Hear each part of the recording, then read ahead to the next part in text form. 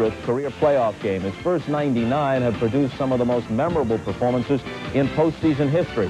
His feats on the court, 7 straight scoring titles, 3 MVP awards, highest playoff scoring average in history, are incredible on their own terms, but they don't begin to explain just how great a player Jordan has been. From time to time, we've heard Michael's own thoughts on his exploits, but now we'd like to get the viewpoints of some of the all-time greats of the NBA.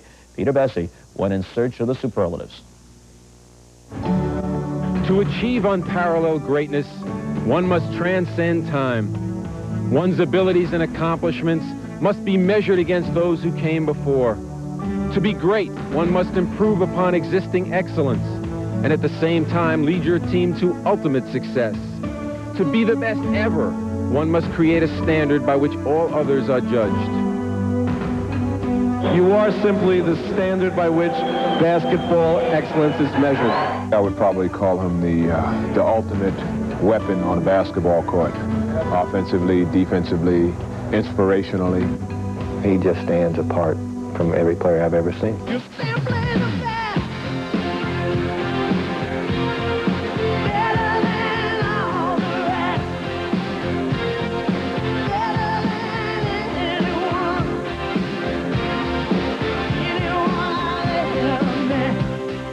When you look at all other great players, it almost always seems that there's a flaw in his game. I don't think there's any flaw in this guy's game. He's the best defensive player in the league, in my opinion. He's the best competitor in the league, in my opinion. He's by far the best offensive player, in my opinion. He's the best clutch player in the game. He's got the whole package, and his skill level, on top of that enormous physical package, really sets him apart from the other players. If there was one area of weakness people thought was a weakness with Michael Jordan was his outside shooting. And Michael even went one step beyond. He even improved his three-point shooting, and now he's pretty proficient shooting from the three-point line. It's just impossible to defend him. The only thing I can see that's a weakness to Michael Jordan is the fact that if he shows up and he just don't want to play and then only score 30 instead of 50.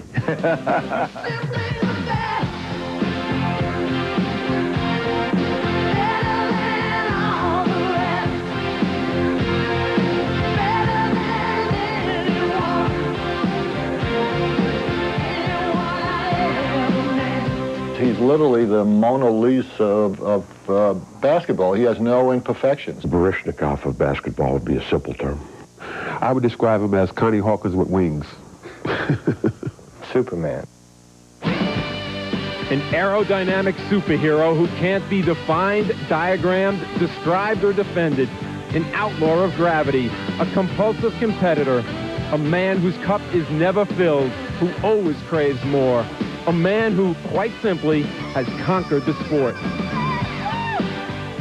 I thought I was the most competitive person that I ever knew until I met Michael. We went at it in Barcelona, at each other. We thought we could beat each other at everything, and we tried to. Free throws, jump shot, three-point, cards, checkers, anything. We wanted to beat each other so bad. And I've seen that on the golf course. I've played with him a number of times, and it doesn't matter what kind of a game he's competing in. He's got a game within a game, and the competitiveness is, in reality, probably what drives him to be what he is. What if my face wasn't on TV every other second?